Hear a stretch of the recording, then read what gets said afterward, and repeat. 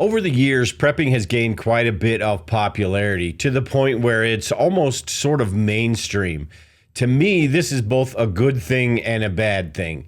It's good that more people are becoming more prepared, more people are seeing the importance of preparedness, but it's a bad thing because people see the writing on the wall and see the importance of preparedness.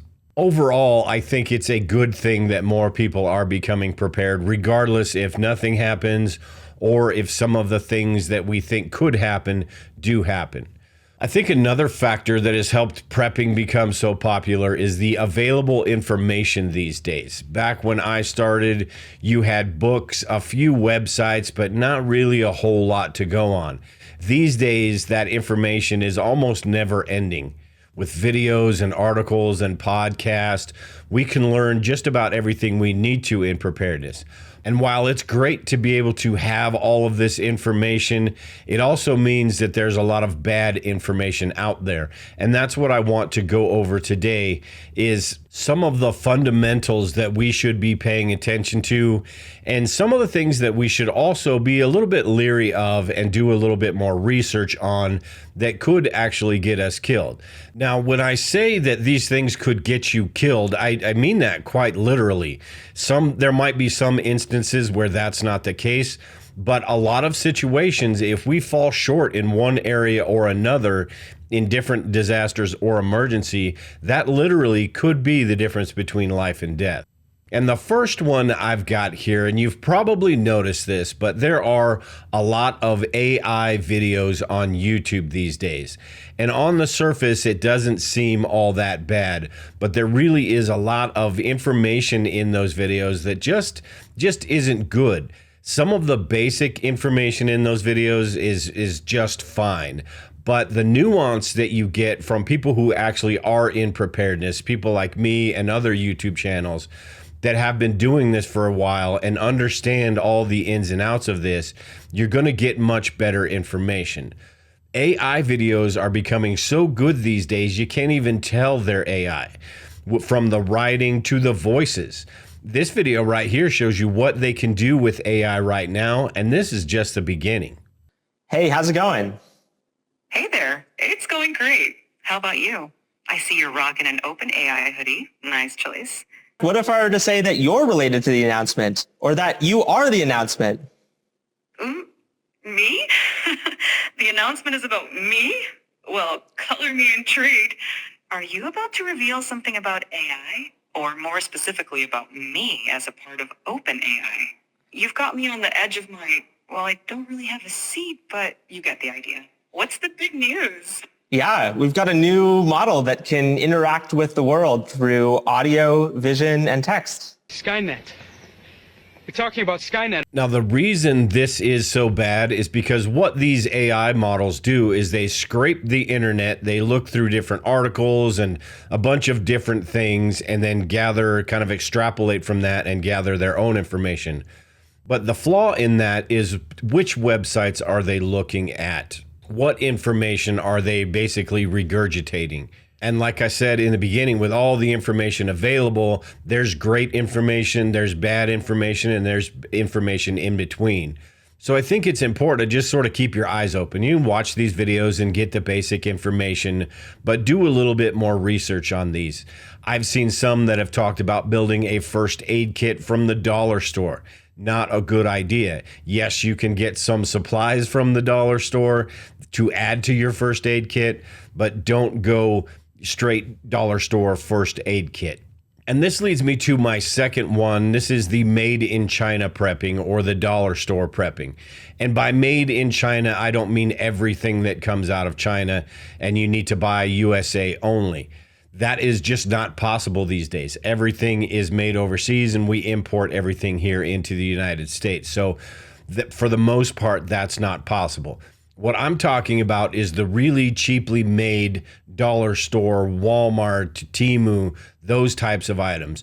Don't center your entire preparedness plan around those items right there, because when the time comes and you actually need something that is going to hold up and you can't just order another one from Amazon, you're going to want to have something that is high quality and well made. These days, we all have the Walmart mentality or the dollar store mentality where why spend $100 on one of these when I can get 10 of these from somewhere else? And I think that's just, while it does have its place, there are some areas of preparedness where you don't need to spend an arm and a leg to get something.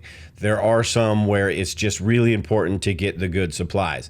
And like I said, with first aid kits, that's where we don't want to scrimp too much. Bug out bags, batteries, food storage, just a lot of different areas where we get the high quality supplies. And then if you get a few of the cheap ones to sort of mix in between, that's fine. But we really need to pay attention to quality and not get sucked in by the advertising and the wow, this is so cheap, I'm going to go ahead and get a couple of these. Maybe get a couple, try them out and see how they work. But don't skimp on the really important stuff. And with supplies, I think it's important that we understand as well, it's not always about supplies. I have seen time and time again in my decade plus doing this, where people have all the little trinkets and gadgets and all the cool little things that we all like to buy.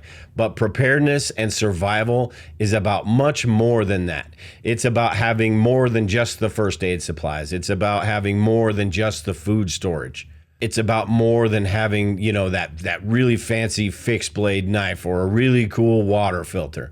We need to understand everything else that is important in those situations. Having a really high quality water filter is fantastic, but do you understand where to find water, how to find water, what needs to be cleaned in that drinking water? Is that water filter going to work? All of those things that are learning and don't cost us a penny. All of those things we need to pay attention to, I think, even more than the supplies. All of these supplies are super important, but they're only as good as our knowledge in how to use them. A fixed blade knife is a perfect example. You can have a $300-$400 fixed blade knife, but if you don't know how to use it, it's not any better than that, $20 or $30 knife. If you understand what situations you might be in where you would need that, it's going to make that knife even more valuable. Same goes with bug out bags and everything else involved in preparedness. So the learning and the understanding of how to navigate different scenarios and what to do in different disasters or emergency is much more important than having these supplies in the first place. Like I said, the supplies are important, but it's more important, our understanding of how we're going to navigate these situations is more important, and our understanding of how preparedness works altogether is more important. The next one I've got here is something that most people, I think, pay a lot of attention to, but it needs to be said, and that's make sure that you have a well-rounded preparedness plan. And this maybe is specifically for people getting into preparedness, but if you have 3 months worth of food, but you only have 2 weeks of water, you're not prepared for 3 months. You're prepared for 2 weeks.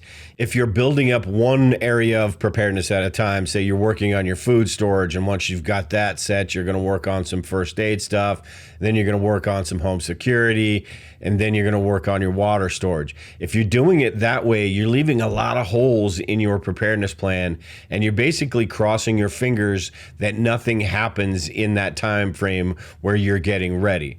So what you should do, rather than focusing on one area of preparedness at a time, is focus on a time frame.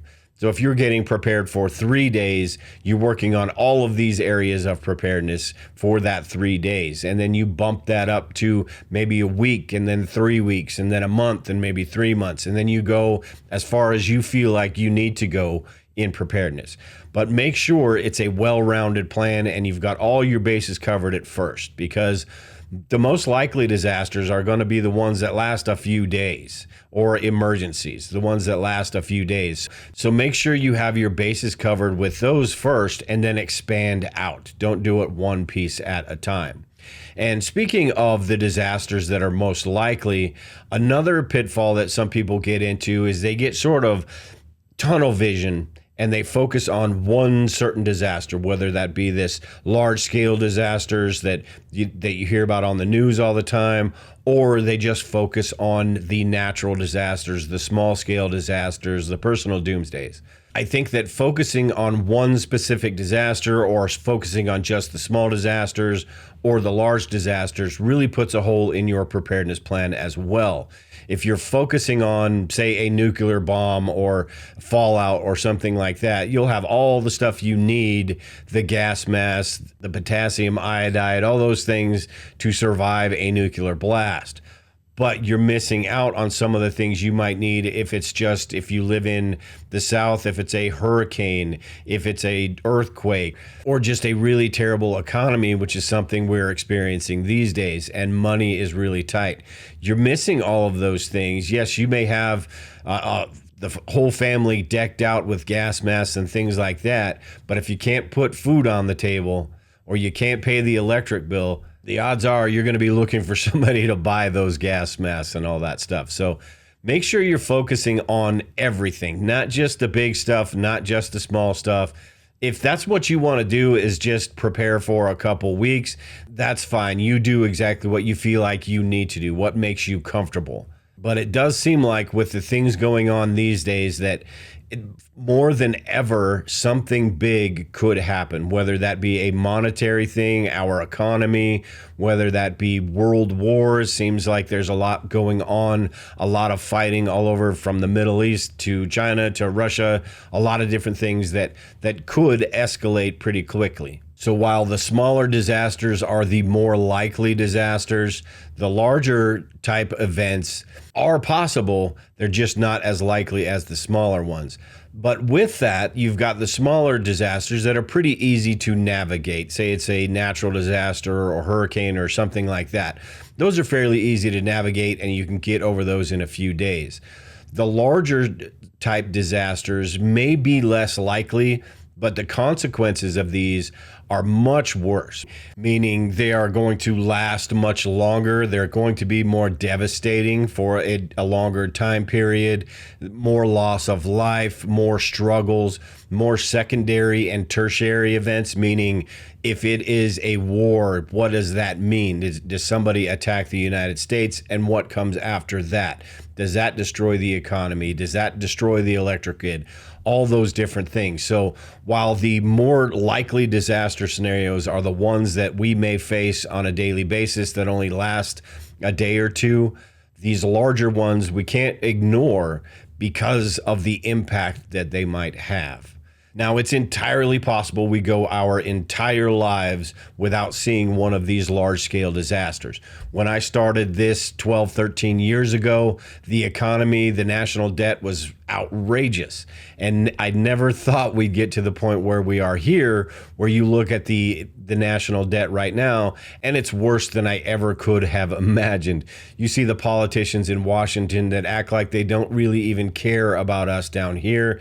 And you see this whole global structure coming together, which is destroying the middle class and basically trying to make life as an average citizen basically a subscription model, where you don't own anything and you're happy because you don't. 15-minute cities, things like that. We are going to be seeing some of this coming in the near future. Like I talked about a little bit earlier with the AI videos. This is only the tip of the iceberg with AI. So what does that bring? You've got digital currency. You've got a lot of things that are going to change, and it doesn't necessarily mean it's all for the worst, but life is going to change. Things are going to change, and I think we need to be ready for those. So with this, like I said, you just pay attention to these core things in preparedness. Preparedness doesn't have to be super complicated or overly complicated. It really isn't. It's about taking care of the fundamentals, and it's about learning about some of these different events that might happen and how we are going to respond in those events. And then from there, we can figure out what supplies and what things we need to get through those situations. So if you have anything that I didn't add to this list, or you want to add something else, let everyone else know, make sure and leave a comment below. If you like this video, make sure and subscribe to the channel. Make sure and hit that bell icon so you get notified anytime I upload a video. I try to do a couple a week. But with that, I am done here today, everyone. Take care and prepare. We will talk to you all later.